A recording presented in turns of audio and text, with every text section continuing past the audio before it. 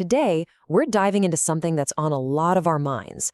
How do we help the older folks in our lives enjoy all the amazing things the internet has to offer, without them falling into any of its traps? It's all about boosting their confidence and keeping them connected. So let's jump right in. Yeah, we've all heard this, right? And for so many seniors, it's just a massive understatement. The world has changed so much, so fast. I mean, the technology we have now would have seemed like pure science fiction just a couple of decades ago.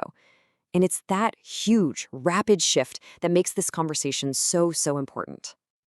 And this really gets to the heart of it, doesn't it? On one side, the internet gives us these little miracles. You can see and talk to your grandchild from across the planet. You can find old friends from high school. You can get almost anything delivered to your door.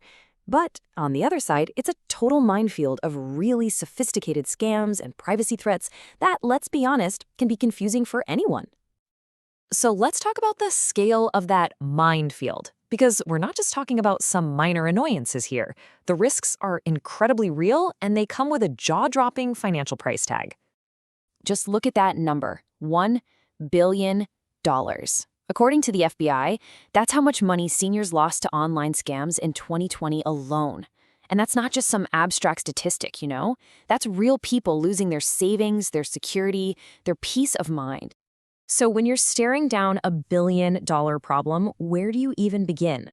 Well, the answer isn't some fancy software or a complicated setting. It's much simpler. It starts with people.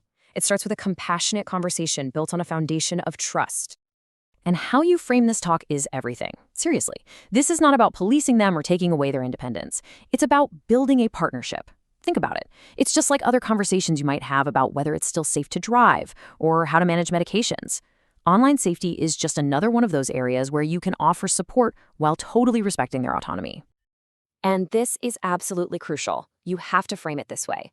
This is not about singling anybody out because they're older. The reality is, online safety is a universal problem. We all have to be careful out there. And when you approach it from that shared perspective, it just removes any hint of blame or shame. All right, let's get into the practical stuff. The very first line of defense is securing the actual devices we use to get online in the first place. Our phones, our tablets, our computers. I mean, just think about it for a second. Our phones and laptops hold so much of our lives. Banking info, personal messages, photos. If one of those devices gets lost or stolen and it doesn't have a password on it, it's like leaving your front door wide open with a sign that says, "Come on in." Putting in a password might feel like a hassle, but it is such a critical layer of security. Now let's be real, nobody can remember a dozen different complex passwords with all the symbols and numbers. It's pretty much impossible. And that's where a password manager is a total lifesaver. Services like 1Password or LastPass will create and store these super strong, unique passwords for every single website. All you have to do is remember one master password, and the app handles the rest. It's a true game changer for digital security.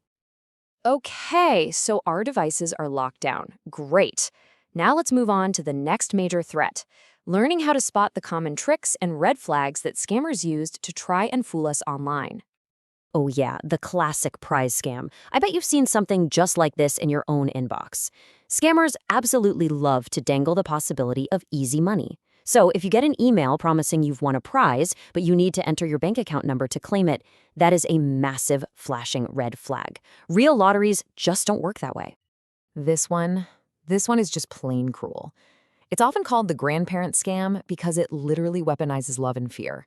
It creates this intense, emotional sense of urgency to completely bypass your logical thinking. See, our brains are wired so that when we panic, the analytical part kind of shuts down. Scammers know this. They invent a crisis to pressure you into sending money before you even have a chance to breathe, let alone verify the story. So what's the defense against this stuff? Well, it's a really simple 3-step mental checklist. First, and this is the most important, just pause.